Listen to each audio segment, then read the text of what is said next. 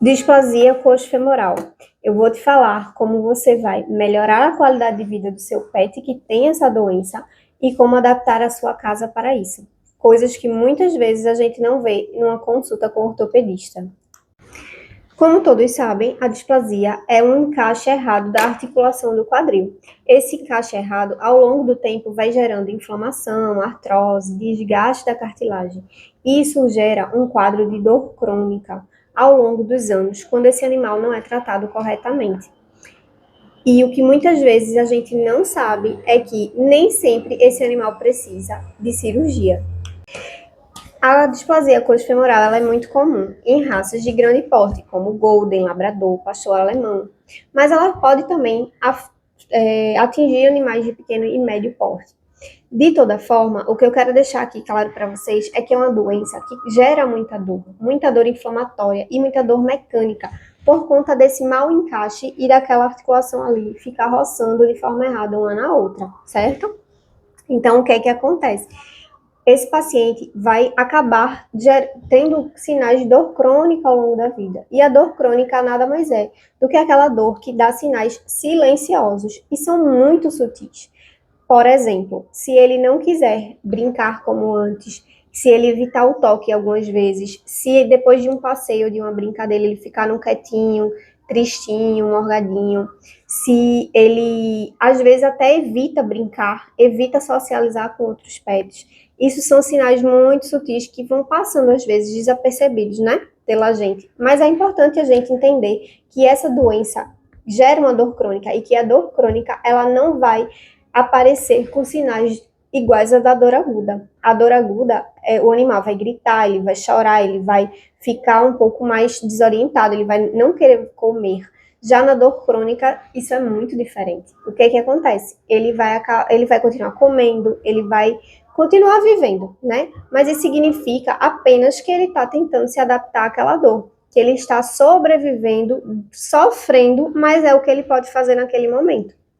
E aí cabe a gente conseguir identificar esses sinais logo no início, descobrir que essas mudanças de comportamento para a gente agir na hora certa e avaliar, né, se o tratamento está sendo adequado ou não.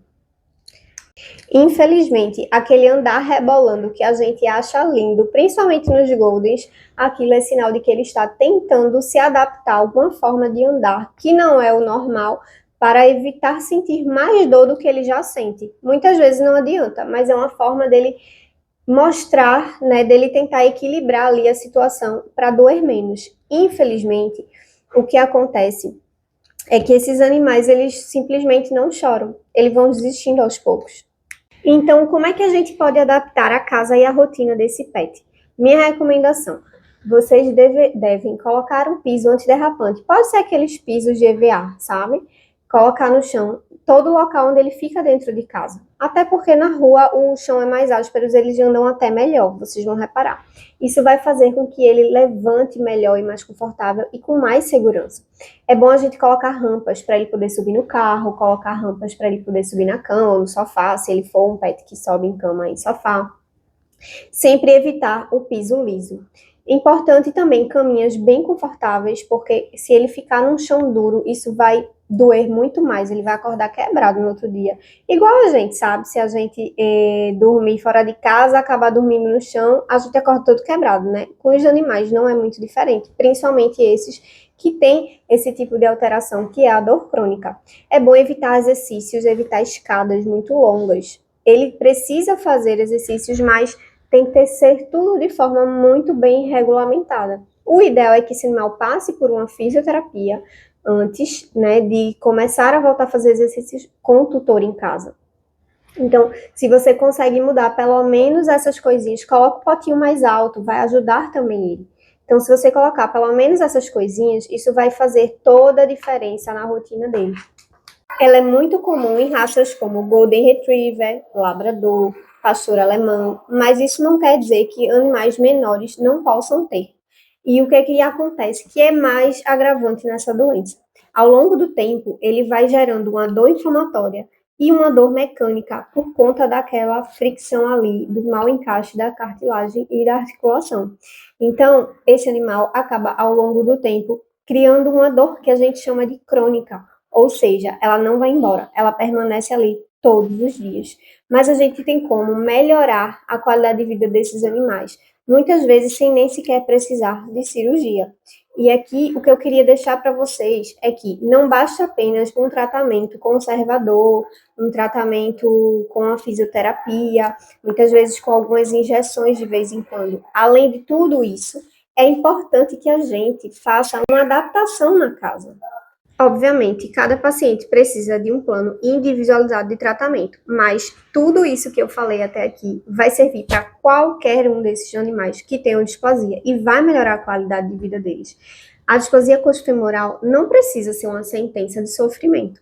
A gente fazendo uma adaptação da casa, um tratamento e um controle de dor correto, a gente consegue devolver a qualidade de vida desse paciente.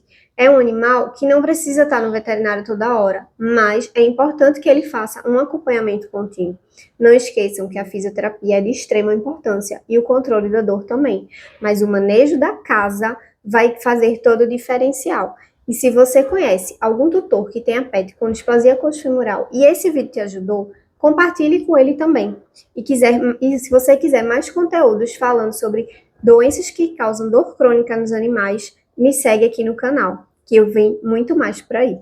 A alimentação tem um fator extremamente importante, que, na minha opinião, é o mais importante de todos, que é a gente controlar o peso desse animal. Então, a alimentação deve ser balanceada, rica em ômega 3, rica em antioxidantes, sempre para a raça e para o momento ideal da vida dele, mas sempre controlando esse peso. O excesso de peso faz com que isso piore em todos os sentidos. Piora a locomoção, piora a qualidade de vida, piora a inflamação dele. Então, é bem importante que a gente faça isso.